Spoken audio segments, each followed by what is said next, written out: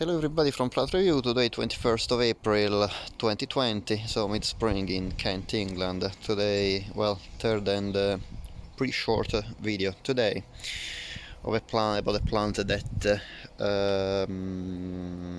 is really, I was really expecting a bit more. Well, anyway, it's just the first year I cultivate it, so maybe next year will be a better display. Let's talk about Fritillaria persica, the Persian, the so-called Persian lily. This is a plant that is found in the wild in Turkey, in Iran, in Israel and Jordan. I've read, but mostly, yeah, he's famous for being one of the most common fritillaries in Iran, even if actually I've read that in some areas is threatened, I suppose, because of the nature exploitation is happening, unfortunately, worldwide. Anyway, they are trying to protect this plant. Luckily for this plant, this is a plant that is quite widely cultivated in the gardens in UK. This is a plant that, like all the garden fritillaries I am aware of, is a bulbous plant, and I suppose like all fritillaries are. It's a plant that is a relative of the crown imperial, even if it's completely different in color and shape. The plant itself is quite big, as you can see. I bought this bulb and it's already about a meter tall. I've read that actually this is the average height between 60 centimeters and 1 meter tall. The leaves are actually quite nice. They are bluish green. Yeah, these are the leaves, as you can see. They are bluish green, very similar to an iris leaf color. It's quite a tall, with a very tall stem. The leaves are lanceolated, and the flower spike can bear up to 30 flowers. I've read that the flowers of this fritillary are nicely fragrant. However, I couldn't detect really any fragrance. The color of the flower varies between brown and deep purple. The color of this fritillary I bought is actually a deep purple. You can see the very deep purple inside, while the stamens are bright yellow. Yeah, as you can see here. The flower has a kind of velvety appearance from the outside, and I was a bit disappointed from this plant because really I was supposed to have, I bought this thinking it was fragrant, like nicely fragrant, not like the Crown Imperial terrible smell. However, I couldn't detect any fragrance. Well, at least it's not a smelly plant anyway. And unfortunately, unlike the Crown Imperial, is not as bright and showy, the flower. It's I would say it gives to the garden a kind of the unusual addition with these tall flower spikes of 20-30 flowers. However, the flowers are so small and of a color that is not bright at all. As you can see from the top, the flower look almost grayish purple. So it's a plant really that in my personal preference I wouldn't buy anymore. However, well, now I have it. It's still a different plant from the rest of the plants, so I decided to keep it, not to not to take it away from the garden. Hopefully next year we'll have some more flowers, so maybe the display will be better, maybe will be fragrant. Some plants are not fragrant if they are a bit stressed, and also the bloom display is not very yeah, the bloom display might not be the best, obviously, if the conditions are not suited for the plant.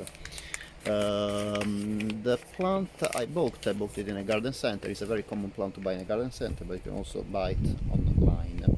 The plant, there's actually several varieties of this plant.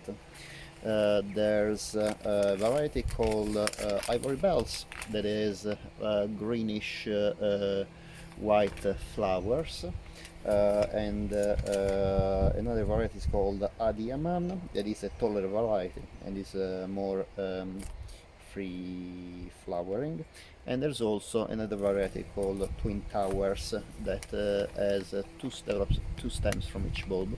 Instead, the bulbs I bought are probably for the normal variety, and I had only one stem per bulb.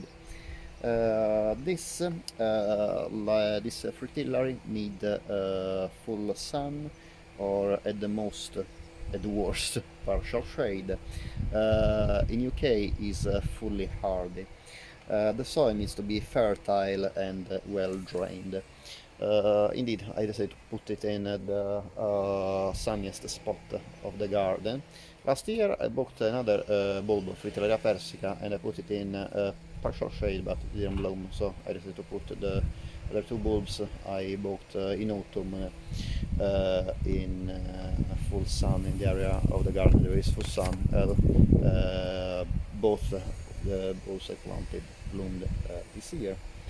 The bulbs need to be purchased like for almost all spring flowering bulbs in autumn or late summer, and they need to be planted about 10-15 centimeters deep, leaving about 20-30 centimeters in between the bulbs to allow enough space for the plants to develop. Some recommend to put the bulbs of fritillaries, both the persica and the crown imperial, on the side, because it's like a hollow, there is like a concave bulb. So if you put it up with this concave area where the stem develops upwards, sometimes it is prone to rotting. However, I put the bulbs of these fritillary upwards, and I don't have any problems of any rotting. I found this plant quite robust. Just careful, as with many bulbs, of slugs, because they will basically eat the plants, especially the leaves, and when they are sprouting, and obviously if they devour the stem, it will be a huge problem. Another pest that is very common in fritillaries, and I've seen on fritillaries as well as in lilies, is these insects, the lili beetle, the Lilioceris lili. This is a beetle that you need to be extremely careful about, because it can really start spreading like crazy and destroy your collection of lilies and lily-like plants. This is an insect that is mainly dangerous for fritillaries, so crown imperials and lilies.